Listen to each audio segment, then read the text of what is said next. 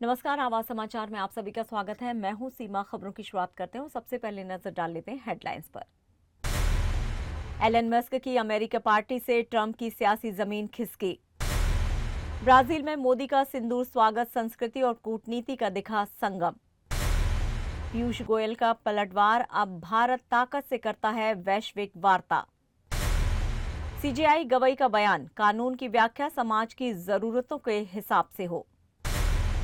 घटिया हेलमेट बेचने वालों पर केंद्र सरकार का बड़ा एक्शन, सभी राज्यों को दिए सख्त निर्देश। टीएमसी नेता का महिलाओं पर सरेआम हमला, कूच बिहार में वीडियो वायरल। और ठाकरे बंधु फिर एक मंच पर, मराठी अस्मिता की रैली से नया सियासी संदेश। कर्नाटक के मुख्यमंत्री स्टैलिन ने किया जी खोलकर स्वागत। और अब खबरें विस्तार से। अमेरिका की राजनीति में अब एक और भूचाल, और इसका नाम है एलन मस्क। जी हां, दुनिया के सबसे अमीर और सबसे चर्चित शख्स एलन मस्क ने अमेरिका में अपनी नई सियासी पार्टी बनाने का ऐलान कर दिया है। नाम है अमेरिका पार्टी और लक्ष्य है अमेरिकी राजनीति को दो पार्टों के बीच की लड़ाई से निकालकर एक नए विकल्प की ओर ले जाना। इस घोषणा से पहले मस्क ने अपने सोशल मीडिया प्लेटफॉर्म एक्स पर एक पोल साझा किया था। सवाल था, क्या जनता दो दलीय सिस्टम से आजादी चाहती है? 1.2 मिलियन से ज्यादा जवाब आए और भारी बहुमत ने कहा हाँ, बदलाव चाहिए। और ठीक एक दिन बाद मस्क ने वही कर दिखाया। अमेरिका पार्टी की स्थापना कर दी, लेकिन सिर्फ पार्टी नहीं बनी। ये ऐलान सीधा हमला है डोनाल्ड ट्रंप पर। कभी करीबी रहे मस्क और ट्रंप अब राजनीतिक दुश्मन बन चुके हैं। मस्क को गुस्सा है उस वन बिग ब्यूटीफुल बिल पर जिसे ट्रंप ने संसद से पास कराया। ये बिल संघीय खर्ची को बढ़ावा देगा, टैक्स में भारी छूट देता है और मस्क के मुताबिक अमेरिका को दिवालिया बना सकता है। मस्क ने बिल का विरोध करते हुए सार्वजनिक रूप से चेताया, अगर ये बिल पास हुआ तो वो अपनी पार्टी बनाएंगे। अब न सिर्फ पार्टी बनाई, बल्कि ट्रंप के समर्थक सांसदों को हटाने के लिए अपनी संपत्ति खर्च करने की कसम भी खा ली है। दूसरी ओर ट्रंप ने भी पलटवार किया और मस्क की कंपनियों टेस्ला और स्पेस एक्स को संघीय सब्सिडी बंद करने की धमकी दे डाली है। इतना ही नहीं, जब एक रिपोर्टर ने ट्रंप से पूछा कि वो मस्क को निर्वासित करने पर विचार कर रहे हैं, तो ट्रंप का जवाब था, हमें देखना होगा। यानी जंग अब व्यक्तिगत हो गई है। एलन मस्क अब टेक्नोलॉजी समर्थक, स्वतंत्रता के प्रेमी और एंटी एस्टेब्लिशमेंट वोटर्स को अपने साथ जोड़ने की कोशिश कर रहे हैं। अमेरिका की राजनीतिक जमीन खिसक रही है और मस्क इस मौके को भुनाने में जुट गए हैं। अब देखना यह है कि ये अमेरिका पार्टी अमेरिकी राजनीति की तीसरी ताकत बन पाएगी या सिर्फ एक डिजिटल तूफान बनकर रह जाएगी। लेकिन इतना तय है, ट्रंप को अब मस्क से मुकाबला करना होगा और ये मुकाबला सियासत के इतिहास में दर्ज हो सकता है। प्रधानमंत्री नरेंद्र मोदी की विदेश यात्रा का अगला पड़ाव बना ब्राजील, जहां रियो डी जेनेरियो एयरपोर्ट पर भारतीय समुदाय ने उनका बेहद भव्य और भावनात्मक स्वागत किया। इस स्वागत समारोह की खास बात रही ऑपरेशन सिंदूर पर आधारित भावनात्मक प्रस्तुति।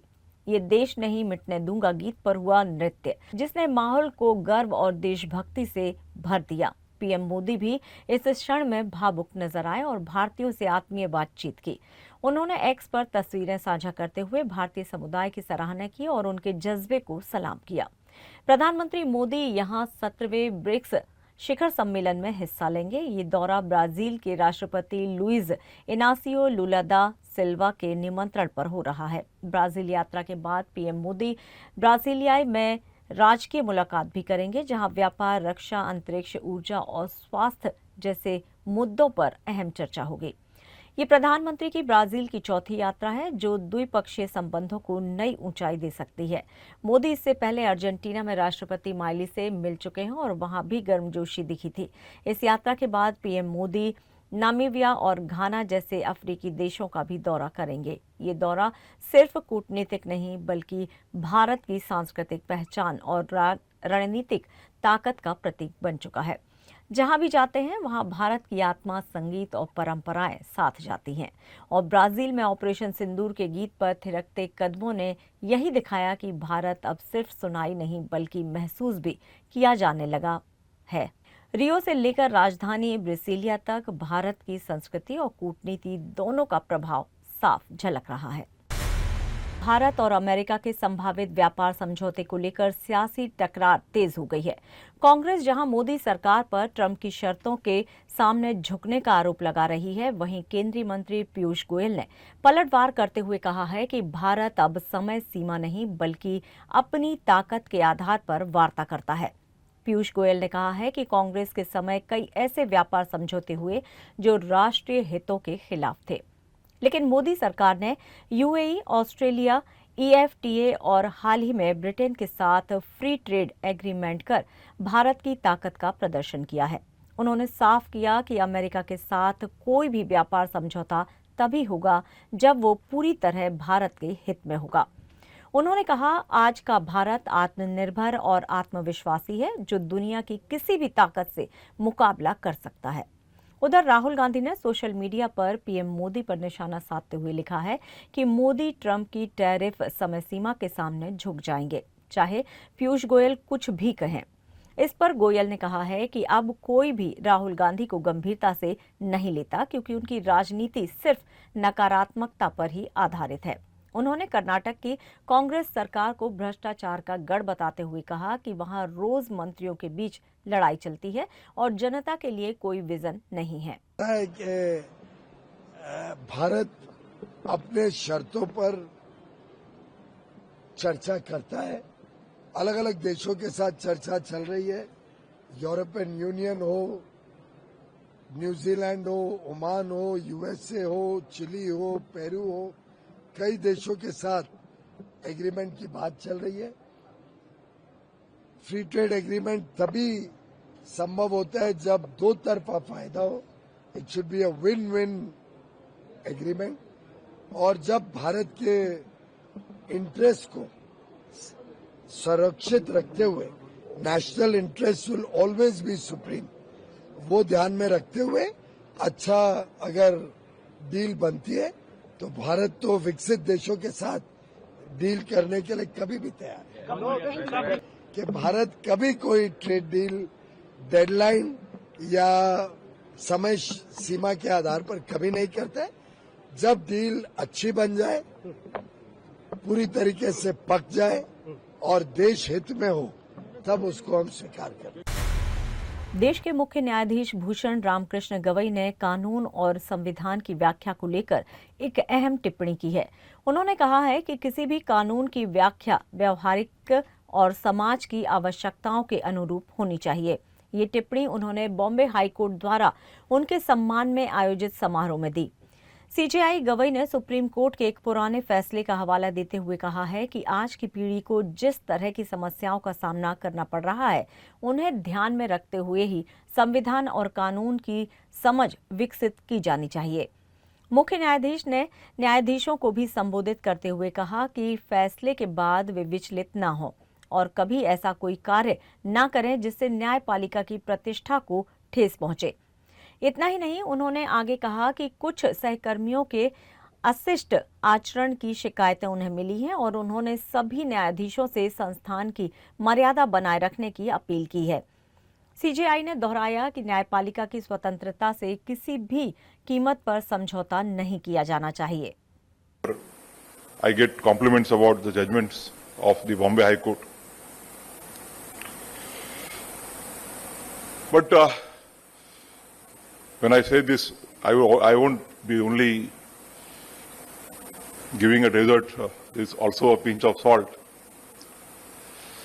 When you have a moments of pride for the affection and the impression that most of you are giving to the nation about the proud heritage of the Bombay High Court.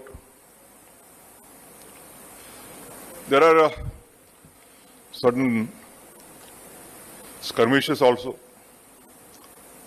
Lately, I have been receiving a lot of complaints with regard to the rude behavior from some of the colleagues. I always believed that an opportunity to serve as a judge is not a 10 to 5 job.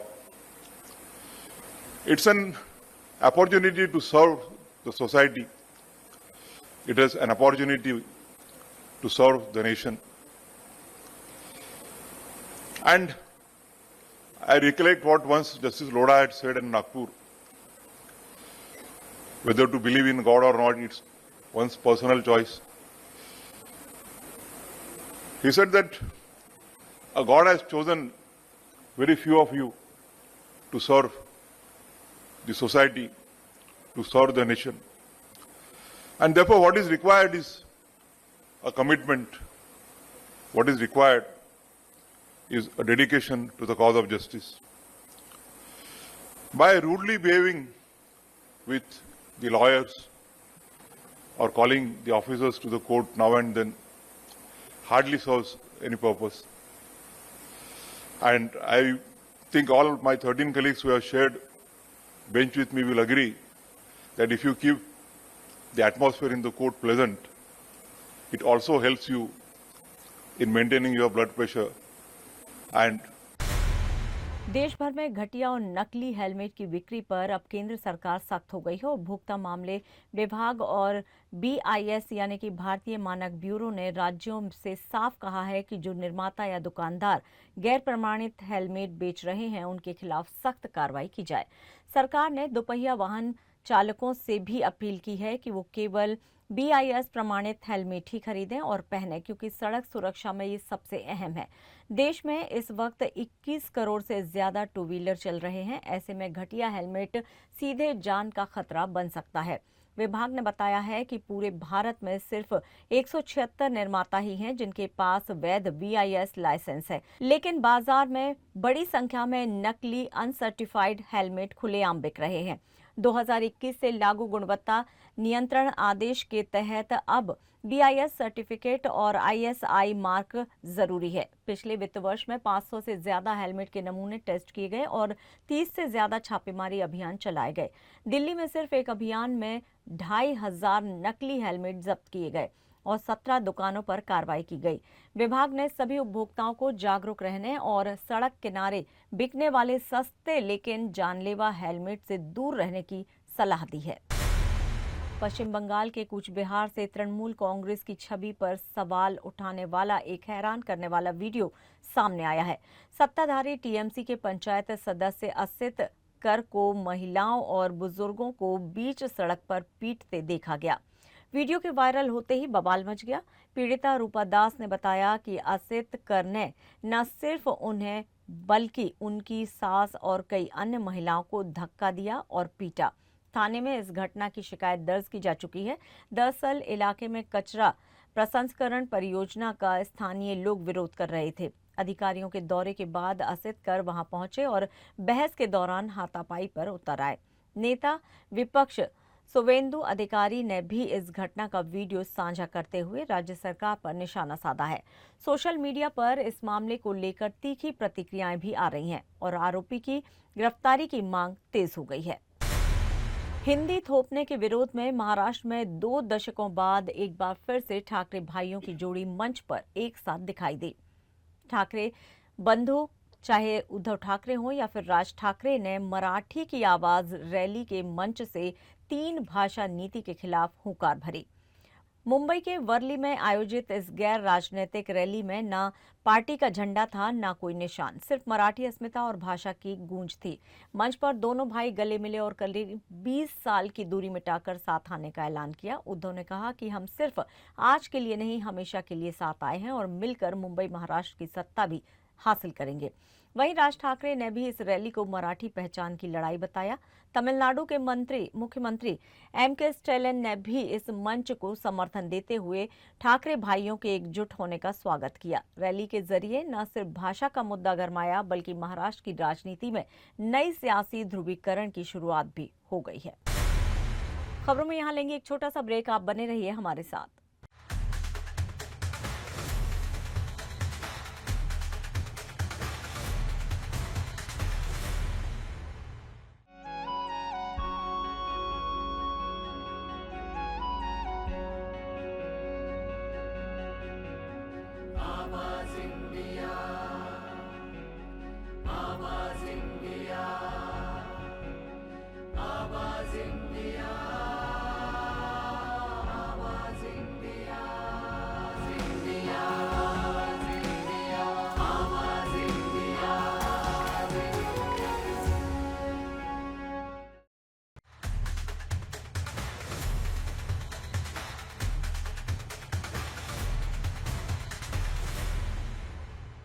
Break के बाद एक बार फिर से आप सभी का स्वागत है। बढ़ते हैं अपनी अगली खबर की ओर। प्रधानमंत्री नरेंद्र मोदी की अर्जेंटीना यात्रा ऐतिहासिक बन गई है। 57 साल बाद किसी भारतीय प्रधानमंत्री ने इस देश की द्विपक्षीय यात्रा की है। ब्यूनस आयर्स में पीएम मोदी और राष्ट्रपति जेवियर माइली की मुलाकात में रक्षा, ऊर्जा, कृषि और खनिज जैसे अहम क्षेत्रों में सहयोग बढ़ाने पर सहमति बनी। पीएम मोदी ने अर्जेंटीना को भारत का विकास यात्रा का विश्वसनीय साथी बताया और लिथियम, तांबा जैसे खनिजों की सप्लाई में साझेदारी की बात की। फर्मा, खेल और ड्रोन सेक्टर में भी संभावनाओं पर चर्चा हुई है। मोदी ने राष्ट्रीय नायक जनरल सैन मार्टिन को श्रद्धांजलि दी और भारत MER को सुर व्यापार समझौते पर अर्जेंटीना का समर्थन करेगा। ब्यूनस आयर्स पहुंचने पर प्रवासी भारतीयों ने उनका पारंपरिक अंदाज में स्वागत किया और मोदी मोदी के नारों से माहौल गूंज उठा। गाजा में लंबे समय से जारी हिंसा के बीच अब शांति की एक किरण नजर आ रही है। अमेरिकी राष्ट्रपति डोनाल्ड ट्रंप ने संकेत दिए हैं कि अगले हफ्ते युद्ध विराम और बंधकों की रिहाई पर बड़ा समझौता हो सकता है। हमास ने भी 60 दिन के युद्ध विराम प्रस्ताव पर सकारात्मक प्रतिक्रिया दी है, जिससे बातचीत का रास्ता खुलता दिख रहा है। ट्रंप ने एयरफोर्स वन में पत्रकारों से बातचीत में कहा कि ये एक अच्छे संकेत हैं। इस मुद्दे पर वे जल्द ही इजरायली प्रधानमंत्री नेतन्याहू से व्हाइट हाउस में मुलाकात भी करेंगे। युद्ध विराम योजना के तहत पहले दिन 8 बंधक की रिहाई हुई, फिर चरणबद्ध तरीके से बाकी बंधकों को छोड़े जाने पर बात हुई है। इधर गाजा में बीते 24 घंटे में इजरायली हमलों में 138 फिलिस्तीनी मारे गए। वहीं दक्षिणी लेबनान में इजरायली ड्रोन हमलों में 1 की मौत हुई है, कई घायल हुए हैं। हालात गंभीर हैं, लेकिन शांति की पहल से एक उम्मीद जरूर जगी है। दिल्ली से जयपुर जाने वाले यात्रियों के लिए एक राहत की खबर है। राजस्थान के बांदीकुई से जयपुर तक बने 67 किलोमीटर लंबे एक्सेस कंट्रोल एक्सप्रेसवे का शनिवार को केंद्रीय मंत्री नितिन गडकरी ने उद्घाटन किया। इस नए एक्सप्रेसवे से अब साइबर सिटी गुरुग्राम से पिंक सिटी जयपुर की दूरी 2.5 घंटे में पूरी हो सकेगी, जो पहले लगभग 4 घंटे में होती थी। इस एक्सप्रेसवे दिल्ली मुंबई एक्सप्रेसवे से जुड़ा हुआ है और इसे 2016 करोड़ की लागत से ग्रीनफील्ड प्रोजेक्ट के तहत तैयार किया गया है। गडकरी ने सोशल मीडिया पर इसकी जानकारी साझा करते हुए कहा है कि अब NH48 और NH21 पर ट्रैफिक का बोझ भी कम होगा। बांदीकुई से जयपुर की यात्रा का समय घटकर अब महज 30 मिनट रह गया है।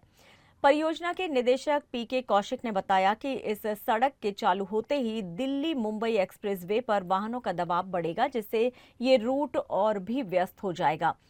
ये एक्सप्रेसवे पूरी तरह से एक्सेस कंट्रोल यानी कि इसमें एंट्री और एग्जिट पॉइंट्स तय होंगे ताकि सफर बिना रुकावट के पूरा हो सके। खास बात यह है कि इसका रूट पर्यावरण का ध्यान रखते हुए बनाया गया है ताकि आसपास के स्थानीय पारिस्थितिक तंत्र को नुकसान न पहुंचे। गडकरी का कहना है कि ये प्रोजेक्ट न सिर्फ सफर को आसान बनाएगा, बल्कि समय, ईंधन और खर्चे में भी भारी बचत करेगा। अब राजधानी दिल्ली से जयपुर की यात्रा एक स्मूथ और फास्ट एक्सपीरियंस बन जाएगी। मुंबई के छत्रपति शिवाजी महाराज अंतर्राष्ट्रीय हवाई अड्डे पर कस्टम अधिकारियों ने वन्य जीव तस्करी की एक खतरनाक कोशिश को नाकाम कर दिया है। शनिवार तड़के थाई एयरवेज की फ्लाइट से पहुंचे एक यात्री के पास से 45 दुर्लभ और विदेशी जानवर बरामद किए गए। इन जानवरों में रैकून, काली लोमड़ी, हाइरेक्स और इगुआना जैसी प्रजातियों के नाम शामिल हैं। कस्टम विभाग को यात्री की गतिविधियों पर शक हुआ और जब बैग की तलाशी ली गई तो ये चौंकाने वाला खुलासा हुआ। तस्करी की गई हालत बेहद क्रूर थी। जानवरों को बिना हवा और जगह के ठूस कर भरा गया था, जिससे कई मासूम जानवरों की दम घुटने से मौके पर ही मौत हो गई। फौरन rescue association for wild life welfare की टीम को बुलाया गया, जिन्होंने जानवरों को स्थिर करने और उनकी देखभाल का जिम्मा संभाला। अब जीवित बचे जानवरों को वन्यजीव संरक्षण अधिनियम के तहत उनके मूल देश वापस भेज दिया जाएगा। इस पूरी कार्रवाई को वन्यजीवों की अवैध तस्करी पर कड़ा प्रहार माना जा रहा है। देश के प्रमुख एयरपोर्ट्स पर कड़ी निगरानी के बावजूद ऐसी घटनाएं चिंता का विषय बन चुकी हैं। राजस्थान पुलिस एकेडमी में 2 साल तक नकली सब इंस्पेक्टर बनकर ट्रेनिंग लेने वाली मोना बुगालिया उर्फ मूली देवी को जयपुर पुलिस ने गिरफ्तार कर लिया है। बिना परीक्षा पास किए वो आरपीए जैसी हाई सिक्योरिटी जगह पर घुस गईं और अफसरों संग रील भी बनाती रहीं। पुलिस के मुताबिक मोना ने साल 2021 में परीक्षा दी थी, लेकिन सिलेक्शन नहीं हुआ। इसके बाद उसने फर्जी दस्तावेज बनाए और मूली देवी नाम से सब इंस्पेक्टर बनने का नाटक शुरू कर दिया। करीब 2 साल वो वर्दी पहनकर परेड करती रहीं, अधिकारियों संग फोटो खिंचवाती रहीं और इंस्टाग्राम पर लेडी सिंघम के नाम से फेमस हो गईं। आखिरकार कुछ प्रत्यक्षु सब इंस्पेक्टरों को शक हुआ और पूरे फरेब का पर्दाफाश हो गया। मोना के कमरे में नकली दस्तावेज, पुलिस वर्दी और 7 लाख रुपए कैश मिला है। पूछताछ में उसने कबूला कि वो अपने परिवार को प्रभावित करना और पुलिस की ताकतों का फायदा उठाना चाहती थी। अब जयपुर पुलिस उसके नेटवर्क की जांच में जुट गई है। भारतीय अंतरिक्ष यात्री शुभांशु शुक्ला अंतर्राष्ट्रीय अंतरिक्ष स्टेशन पर वैज्ञानिक प्रयोगों की नई मिसाल पेश कर रहे हैं। ओजियम 4 मिशन के तहत शुभांशु ने हड्डियों की बीमारी ऑस्टियोपोरोसिस पर गहन शोध किया है। उनका ये अध्ययन माइक्रोग्रेविटी में हड्डियों की स्थिति को समझने और उनके इलाज की दिशा में अहम साबित हो सकता है। शुभांशु और उनकी टीम डिजिटल ट्विन नाम की तकनीक से हड्डियों की प्रक्रिया और सुधार प्रक्रिया पर वर्चुअल मॉडल तैयार कर रही है। ये शोध न सिर्फ अंतरिक्ष मिशनों में मदद करेगा, बल्कि धरती पर हड्डियों से जुड़ी बीमारियों के इलाज में भी उपयोगी होगा। शुभांशु ने विकिरण जोखिम की निगरानी और माइक्रो एलवी यानी कि सूक्ष्म शैवाल पर भी प्रयोग किया है, जिससे भविष्य में अंतरिक्ष में जीवन बनाए रखने की दिशा में रास्ता खुलेगा। इसरो ने बताया कि शुभांशु ने टार्डीग्रेड्स नामक सूक्ष्म जीवों का भी प्रयोग पूरा कर लिया है, जो अत्यंत कठिन परिस्थितियों में भी जीवित रह सकते हैं। उनके प्रयोगों ने भारतीय विज्ञान को अंतरिक्ष में नई ऊंचाई दी है। बड़ी खबर पाकिस्तान से आ रही है, जहां पूर्व विदेश मंत्री बिलावल भुट्टो ने भारत को आतंकवादियों के प्रत्यर्पण को लेकर बड़ा बयान दिया है। बिलावल ने साफ कहा है कि अगर भारत प्रक्रिया में गंभीरता से सहयोग करता है तो पाकिस्तान जांच के घेरे में आए किसी भी व्यक्ति को सौंपने से पीछे नहीं हटेगा। अल जजीरा को दिए गए एक इंटरव्यू में बिलावल ने जब लश्कर सरगना हाफिज सईद और जैश प्रमुख मसूद अजहर को लेकर सवाल पूछा गया तो उन्होंने कहा कि ये फैसला भारत पाक वार्ता का हिस्सा होना चाहिए। उन्होंने कहा आतंकवाद एक ऐसा मुद्दा है जिस पर दोनों देशों को साथ बैठकर बात करनी चाहिए। बिलावल ने यह भी दावा किया है कि पाकिस्तान हाफिज सईद को पहले ही आतंकी वित्त पोषण के मामलों में सजा दे चुका है और वो इस समय जेल में बंद है। मसूद अजहर को लेकर उनका कहना है कि वो फिलहाल अफगानिस्तान में छिपा हुआ है। बिलावल ने भारत पर ये आरोप लगाया है कि अब तक कानूनी सबूत, गवाह या सहयोग पाकिस्तान को नहीं सौंपे गए हैं। जब तक ये कानूनी औपचारिकताएं पूरी नहीं होती, तब तक कार्रवाई आगे बढ़ाना मुश्किल रहेगा। उन्होंने भारत की ओर से आतंकियों के खिलाफ की गई एक तरफा कार्रवाई को नई असामान्यता बताया, जो न भारत के हित में है और न ही पाकिस्तान के। ये बयान ऐसे समय में आया है जब 26/11 के मास्टरमाइंड को लेकर भारत लगातार पाकिस्तान से प्रत्यर्पण और कड़ी कार्रवाई की मांग करता रहा है। अब देखना होगा कि बिलावल के इस बयान के बाद क्या दोनों देशों के बीच कोई नई बातचीत की शुरुआत हो पाती है या फिर नहीं। और खबरों में यहाँ लेंगे एक और छोटा सा ब्रेक। आप बने रहिए आवाज समाचार के साथ।